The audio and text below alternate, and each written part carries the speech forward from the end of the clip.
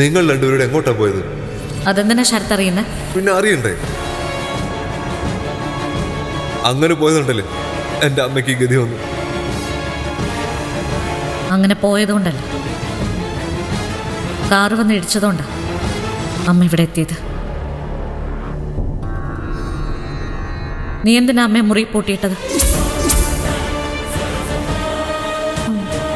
അതെന്താണെന്നറിയോ ദേവികെ? ഞാൻ നിന്നോട് ചോദിച്ചില്ല, ശരത്തിനോടാ ചോദിച്ചേ. ഇടയ്ക്കേറി സംസാരിക്കാൻ വരണ്ട. എൻ്റെ ഏട്ടൻ ശ്രാവൺ മരിച്ചതിന് ശേഷം. ശ്രാവൺ മരിച്ചതിന് ശേഷം? മരിച്ചതോ അതോ കൊന്നതോ?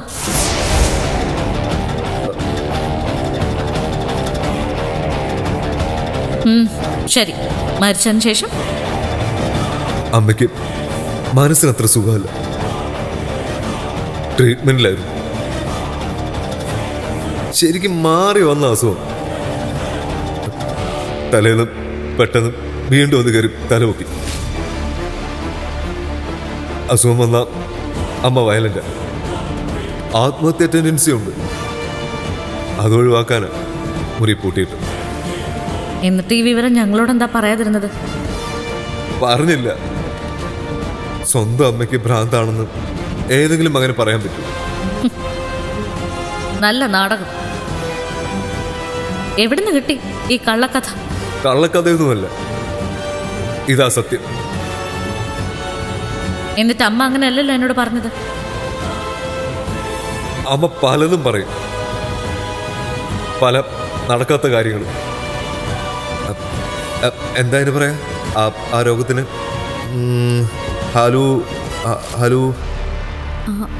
ഹാലുസിനേഷൻ. ആ അതെ അതെ. മോനെ ശരത്തെ, ഞാനും അരിയാഹാരം തന്നെയാണ് കഴിക്കുന്നത്. കള്ളും കുടിച്ച് നീ അമ്മയോട് എന്തൊക്കെയാ പറഞ്ഞതെന്നുള്ളതിൻ്റെ ഒരു ഏകദേശം രൂപം എനിക്കറിയാം. അതുകൊണ്ട് ഓവർ സ്മാർട്ട് ആവാൻ നോക്കരുത്. ഈ ഒരു അപകടം നടന്നില്ലായിരുന്നെങ്കിൽ ഇപ്പം എന്ത് സംഭവിക്കുമായിരുന്നു എന്ന് എനിക്ക് നന്നായിട്ടറിയാം.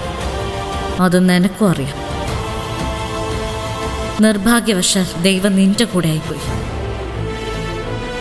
അതുകൊണ്ട് ഈ ചോദ്യങ്ങളും കുറ്റപ്പെടുത്തലും അതൊന്നും വേണ്ട. എത്ര കണ്ടും മിണ്ടാതിരിക്കുന്നോ അത്ര കണ്ട് നിനക്കാ നല്ലത്. ഇതുപോലുള്ള പാഷാണത്തി കൃമികളെ ഒരുപാട് കാണും ചുറ്റും. അവര് പറയുന്ന കേട്ട് തുള്ളരുത്. മുകളിലേക്ക് ചാടി തിരിച്ചു വരുമ്പോഴേ നിലത്ത് കുത്താൻ ചിലപ്പോൾ നിനക്ക് കാലുണ്ടായിന്ന് വരില്ല.